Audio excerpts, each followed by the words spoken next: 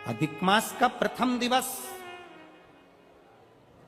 जिस दिन नरसिंह भगवान की प्रागट्यता हुई, अधिक मास का प्रथम दिवस जिस दिन नरसिंह भगवान प्रकट हुए, चारों तरफ जब क्रोध किया गया, चारों तरफ आपको कहा था पंचमी, अष्टमी, एकादशी, प्रदोष, शिवरात्रि, अमावस्या, पूर्णिमा, इस दिन ये 7 दिवस आपको बताए थे और कहा गया था कि 5-5 दिए लगाना शाम के समय पर, बन सके उन दिए को लंबी बाती का।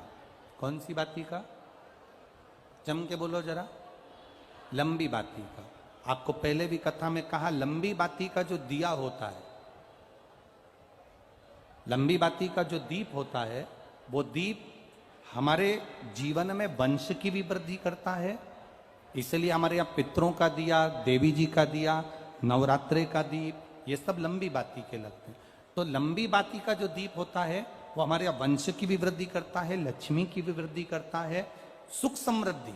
और अगर मान लो भूल से हमारा कहीं पैसा अटक गया और वो व्यापारी नहीं दे रहा, तो लंबी बाती का जो दिया होता है वो पैसा भी हमारा वापस लौटा कर लाता है। इसलिए लंबी बाती के दीप का स्मरण करें।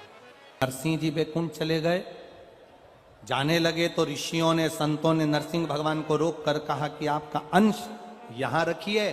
नरसिंह शिला के रूप में बाबा देवादिदेव महादेव की कृपा, नरसिंह शिला के रूप में अलकनंदा नदी में आज भी नरसिंह भगवान विराजमान है। कभी आप लोग बद्रीनाथ जाएं तो पुल पर से जब बद्रीनाथ का दर्शन करने के लिए जाते हो, राइट में जो ताप्ती कुंड है जिसमें गर्म पानी होता है, उस कुंड से बिल्कुल नीचे की ओर देखोगे तो एक नरसिंह शिला मिलेगी। ये नरसिंह शिला का बड़ा महत्व है। 2 चीजों के लिए नरसिंह शिला बड़ी महत्व रखती है। एक, अगर मान लो किसी को झटके आते हो, मिर्गी का दौरा लगता हो, बार बार बेहोश हो जाता हो, बार बार उसे झटके आ रहे हो, सारी दवाइयां कर ली हो, तो उसको पांडुकेश्वर का जल और उसी के स्वरूप में नपा हुआ एक मौली नाड़ा सिक्के में लपेट कर नरसिंह शिला की ओर डाल दिया जाता है। महाराज, उसके बाद उसको झटके आना बंद हो जाते हैं, उसको फिट आना बंद हो जाता है। नरसिंह शिला का इतना महत्व। पांडुकेश्वर का जल उस जीव को हमेशा देना चाहिए जिसको झटके आते हैं, जिसको झटके आ रहे हैं। पांडुकेश्वर बद्रीनाथ जाते हैं तो बीच में पांडुकेश्वर पड़ता है। आप अगर देखेंगे तो बड़ा बोर्ड लगा हुआ है पांडुकेश्वर का। वहां उतरेंगे, जल लेंगे भोलेनाथ जी के शरीर का और वो जल बोतल में भरकर लेकर आएंगे, उसको दी पांडुकेश्वर। नरसिंह शिला, जिन पति पत्नी में झगड़ा हो गया, वो अदालत में बात चल रही हो और वो तलाक नहीं चाहते तो भी तलाक हो रहा है, किसी भी रूप में, कहीं ना कहीं किसी ना किसी रूप में आपस में संबंध बेकार हो रहे हैं, तब नरसिंह शिला का प्रयोग, मौली का प्रयोग, पूर्व में भी हमने कथा में कहा है, वो डला होगा यूट्यूब पर, वो कर सकते। भगवान शिव का अधिक मास की अमावस्या समापन और सावन का महीने का लगना, यह भगवान शंकर के श्रंभेश्वर रूप का प्रागट्य है। बोल शंभेश्वर महादेव की जय। भगवान शिव का एक स्वरूप श्रंभेश्वर महादेव के रूप में प्रकट हो जाता है। भगवान देवादिदेव महादेव का आनंद स्वरूप वहां पर रहता है। इसलिए आप सबसे निवेदन है, प्रयास करना, 33 मालपुओं का दान शंकर भगवान के सुंदर अधिक मास के महीने में अवश्य करें।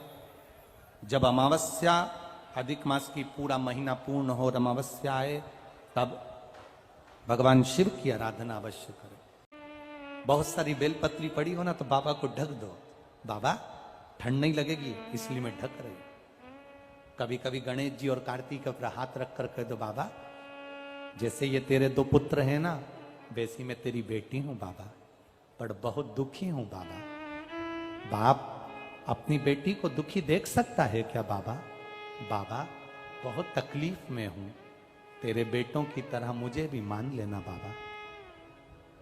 तेरी बेटी अशोक सुंदरी की तरह मैं भी हूं ना बाबा। बहुत दुखी हूं बाबा, तू सुन ना बाबा। 13 महीने पशुपति व्रत भी करा था बाबा, पर हो सकता है मुझसे कोई गलती रह गई हो ना, तू मुझसे खुश नहीं हुआ। पर पिता है ना तू मेरा, पिता पिता होता है। बेटी चाहे कैसी भी हो ना बाबा, पर पिता कभी अपनी बेटी से नाराज नहीं होता।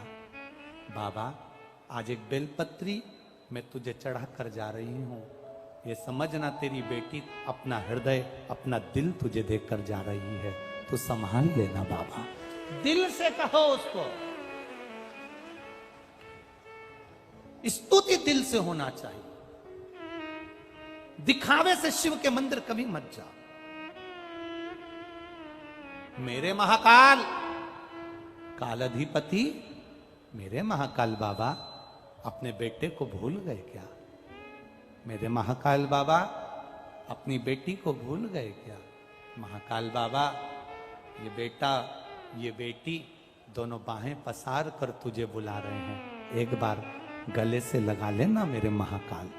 आएगा लगा लेगा गले से मेरा महाकाल।